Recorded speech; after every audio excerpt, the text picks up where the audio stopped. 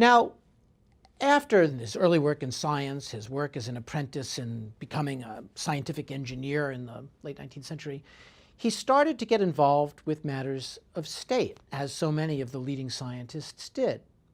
One of the long-standing issues for the French had been that they wanted to rationalize the system of measures. Everybody hated in France this idea that a measure of length should be the British king's foot.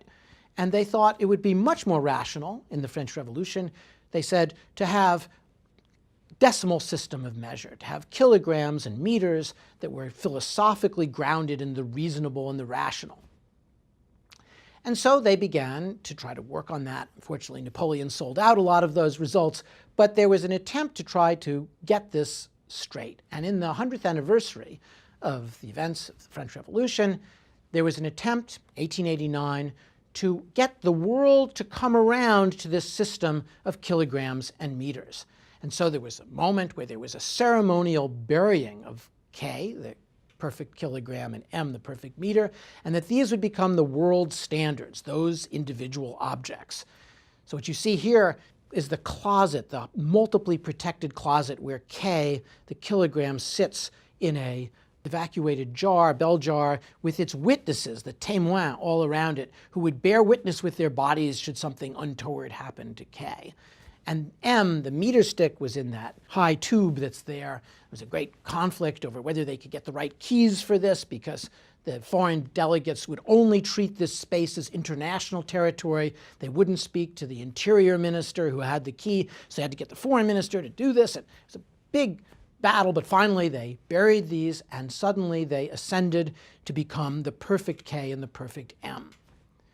Flushed with success at this idea of getting the world to accept those French revolutionary quantities of the kilogram and the meter, they tried to introduce a notion, the French tried to introduce a notion of centralized and standardized time. One of the first attempts to standardize time was actually extremely physical. You had a center, a pumping station up on the Rue des Télégraphes in northeastern Paris, and when a signal came to it, it would release a pulse of air. And those pulses would race under the city of Paris and reset clocks at each of the mayoral headquarters of the arrondissement. And those public displays of standardized, astronomically authorized time became matters of great veneration. Now, not everybody liked this, but you could see in this picture the buying of time at a Paris store that sold pneumatic clocks, where if you were rich enough, you could get an attachment through a little tube to the pulsed air that would reset time and give you personal access to this standard astronomically authorized time. But one of the people who detested this idea was a poet, literary figure, Georges de Portoriche. Georges de Portoriche said that he was absolutely devastated by the sound of this pulsed air racing through the streets. In August of 1880, he brought suit against the pneumatic time system. This renflement des soufflets, these pulsing of air, had driven away, as he put it, all his poetical and dramatic creativity.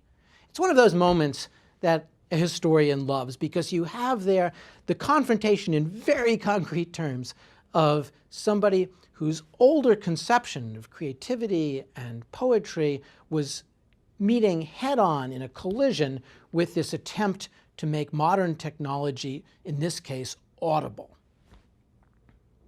Now, sending pulses of compressed air might work under a relatively small and self-contained area like central Paris, but it wasn't good enough to coordinate clocks that were distant from one another. So people began to think about using telegraphs, and they would send a pulse, say, at noon, and people would set the clock to noon when they got that pulse. Now, a new method that was even better was using a seismograph-like machine, a turning cylinder that would record the local time pulses from just set by a local clock and the clock of a distant time. So you could see quite precisely how the distant time related to your own clock. Let's take a look at that from our collection here at the Collection of Historical Scientific Instruments. This is the collection of historical scientific instruments at Harvard. It's a grouping of about 20,000 scientific instruments that have been gathered here for scientific research and teaching since the 17th century. There's a great collection that we have of clocks and timekeeping devices from across the centuries, and encountering the physical objects themselves can teach us things that purely a theoretical representation can't. So this seismograph-looking machine was actually used to record time impulses sent from clocks like the ones we've been looking at. It was called the American method, and it replaced a very crude system where a telegraph operator would send a signal or receive a signal, or maybe the telegraph signal would come in and it would move a tiny mirror and the flash of light would be recorded by a telegraph operator. So what this did was to mark from a local clock, this would turn, there'd be paper on here, and a local clock would, say, pulse every second and make a little inscription. And then when the signal came, say, from across the ocean or wherever it was being sent, it would make a pulse also. And then you could see exactly where the distant pulse was measured compared to the local 1-second marks. And so you could graphically extract from this very, very precisely to within a couple of thousandths of a second where that signal was in time. So you could measure the difference of time of, say, noon in Greenwich, England, from noon wherever you were on the coast of the United States.